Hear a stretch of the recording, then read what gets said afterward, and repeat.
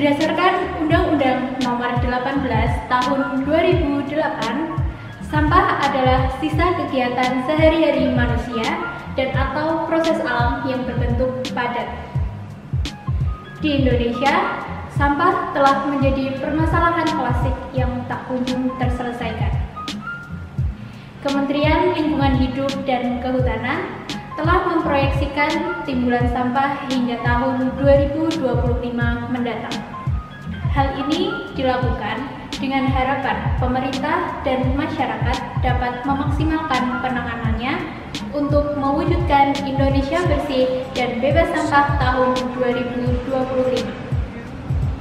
Dari hasil proyeksi tersebut, pada tahun 2020 ini, timbulan sampah di Indonesia mencapai 67,8 juta ton dan akan bertambah menjadi 68,5 juta ton pada tahun 2021 mendatang. Lalu, bagaimana dengan komposisi sampah di Indonesia?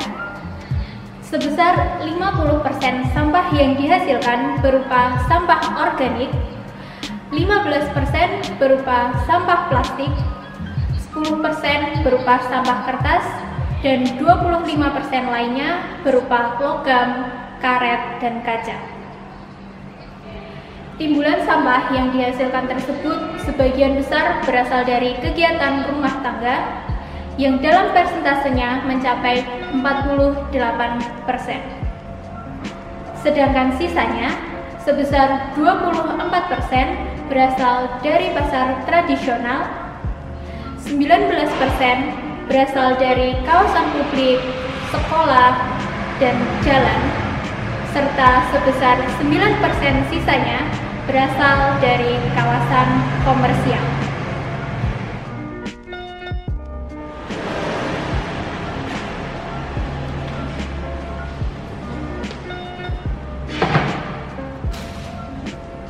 Besarnya timbulan sampah tentu akan menimbulkan banyak dampak negatif bagi lingkungan, di antaranya gangguan estetika. Timbulan sampah dapat menurunkan kebersihan serta keindahan, contohnya menimbulkan bau dan lingkungan menjadi kumuh.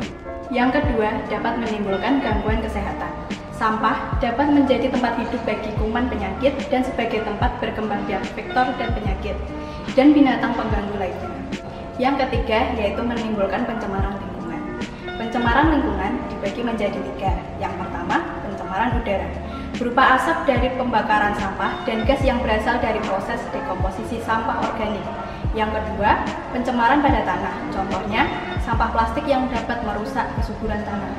Yang ketiga, pencemaran pada air seperti pendangkalan sungai yang menjadikan banjir.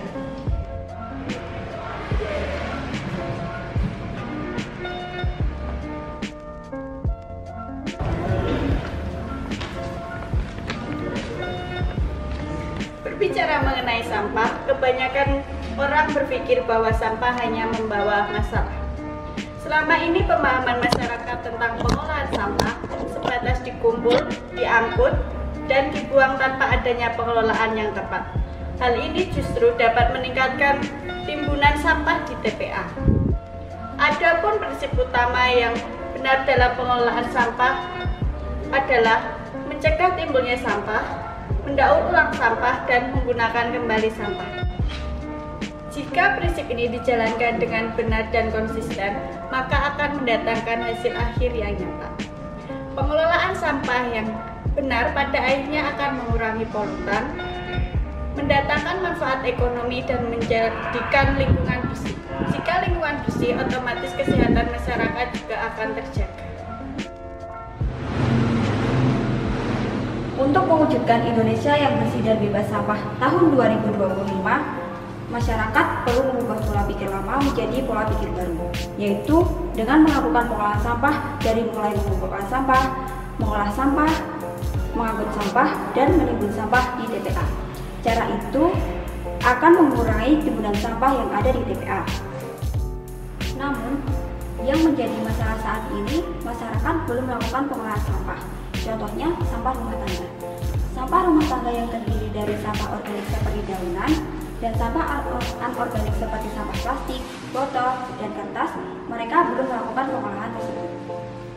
Padahal, jika masyarakat melakukan pengolahan sampah, sampah akan menjadi barang yang lebih berguna dan bermanfaat bagi kita. Menurut data Kementerian Lingkungan Hidup dan Kehutanan, sebanyak 92,5% sampah belum dilakukan pengolahan sama sekali. Sampah hanya ditimbun, dibakar, dan hanya dikubur di tanah. Sedangkan hanya 7,5% saja sampah dilakukan pengolahan dan didaur ulang. Padahal, masyarakat dapat dengan mudah melakukan pengolahan sampah. Contohnya, sampah organik seperti dedaunan kita dapat dimanfaatkan menjadi pupuk kompos dan digunakan untuk memupuk tanaman kita. Sedangkan sampah anorganik seperti sampah plastik, botol, dan kertas dapat didaur ulang menjadi barang yang lebih berguna, seperti tempat sampah, tempat pensil, dan tas untuk belajar. Masyarakat bisa melakukan pengolahan sampah tersebut sehingga sampah yang digunakan dapat berguna bagi kita. Namun, selama ini masyarakat masih merasa kerepotan untuk melakukan pengolahan tersebut. Masyarakat masih merasa rumit dan belum tahu apa manfaat dari pengolahan sampah tersebut. Maka, kita harus melakukan pengolahan sampah melalui bank sampah. Ingin tahu lebih lanjut tentang bank sampah? Simak penjelasan kami berikut ini.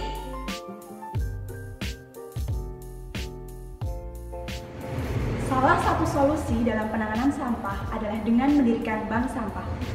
Bank sampah adalah tempat pemilahan dan pengumpulan sampah yang dapat didaur ulang atau dapat digunakan ulang yang memiliki nilai ekonomi. Dengan konsep from trash to cash, dari sampah menjadi uang, tidak hanya menjadikan lingkungan bebas dari timbulan sampah, tetapi juga dapat meningkatkan perekonomian masyarakat. Jenis sampah yang dapat ditabung di bank sampah diantaranya sampah kertas seperti buku tulis, kertas putih, kertas buram, sampah plastik seperti plastik resek dan aqua gelas, sampah pecahan kaca, sampah botol, sampah kaleng, hingga sampah ember bekas. Masing-masing jenis sampah tadi tentunya memiliki nilai jual yang dapat menguntungkan masyarakat, seperti sampah buku tulis akan dihargai seharga Rp3.000 per kilogramnya, sampah kertas putih seharga Rp3.500 per kilogramnya, sampah pecahan kaca bahkan seharga hingga Rp10.000 per kilogramnya, sampah ember bekas seharga Rp1.000 per kilogramnya. Jadi, bukankah lebih menguntungkan jika kita menabung sampah di bank sampah daripada hanya membuangnya yang justru dapat menambah permasalahan sampah? Bank sampah selain mengurangi permasalahan sampah, juga memiliki banyak manfaat yang lainnya loh, mulai dari aspek lingkungan hingga aspek sosial ekonomi. Di sini saya akan menjelaskan apa saja manfaat bank sampah dari aspek lingkungan. Yang pertama, membantu mewujudkan desa atau kota ramah lingkungan. Yang kedua, mengurangi jumlah sampah yang dibuang ke TPA. Yang ketiga, memberikan kontribusi pengurangan dengan skala nasional sebesar 1,7% atau setara 1,38 juta ton per tahun. Yang keempat, mengurangi pencemaran udara dengan adanya pembakaran sampah. Yang kelima, menciptakan lingkungan bersih dan sehat. Untuk selanjutnya, bank sampah juga bermanfaat secara sosial ekonomi serta berkontribusi dalam pengurangan sampah sekaligus memberikan penghasilan tambahan. Yang pertama, dengan menabung di bank sampah dapat menambah penghasilan masyarakat. Yang kedua, membantu menciptakan jiwa sosial entrepreneur. Yang ketiga, memperbanyak wirausahawan baru di bidang persampahan. Yang keempat, meningkatkan hubungan antara warga melalui bank